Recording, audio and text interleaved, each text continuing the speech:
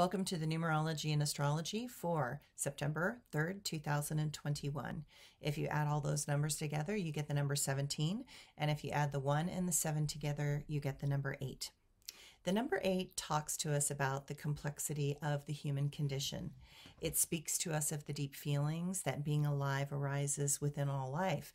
And the grief, the number 8, we feel from loss and change, the number 8, are huge.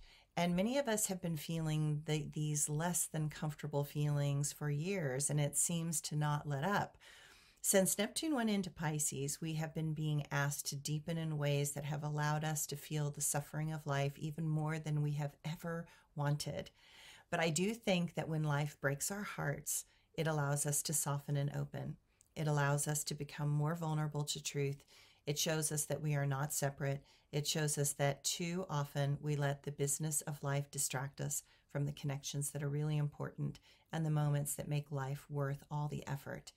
Today, take time. Take time and let your humanness be valued and allowed to connect in more meaningful ways. You will not be sorry. The astrology today.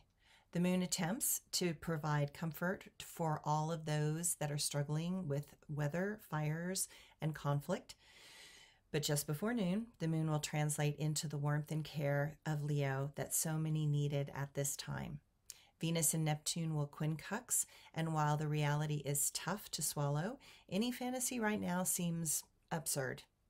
There is just too much happening, too many suffering, too many dying, and too much to absorb for our psyche. It is clear that many things are happening to bring up complex thoughts.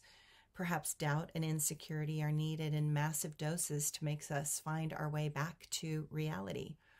Mars and Saturn will minorly square, and that adds to the problems and discouragement. Clearly, we are being asked to learn. Clearly, nature has many lessons for us to learn. While these cycles cause delays and restrictions, the retrograde Uranus allows us a chance to slow down and deal with some bigger problem solving. While we need to look at the immediate problems, we actually need plans for the next decade and then the next 50 years. While many things must still be overcome and restrictions are clearly going to manifest more delays, patience is going to be required for a very long time.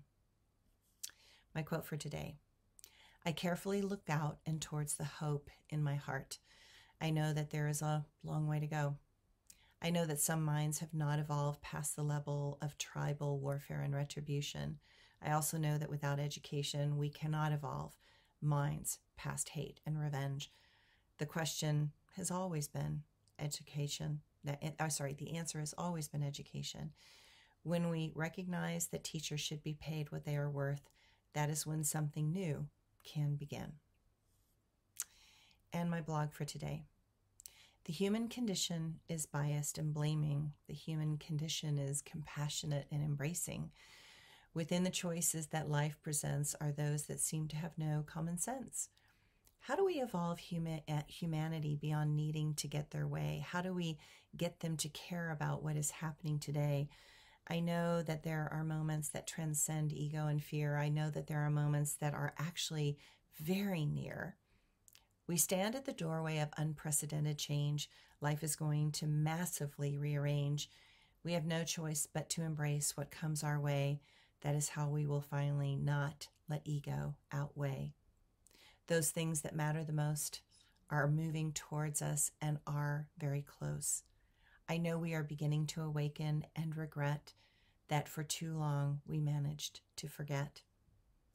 We forget that love always shows the path. We forget that God is present in all science and math, that fear breeds from content and unresolved pain, and when allowed to grow, it can take civilization down the drain.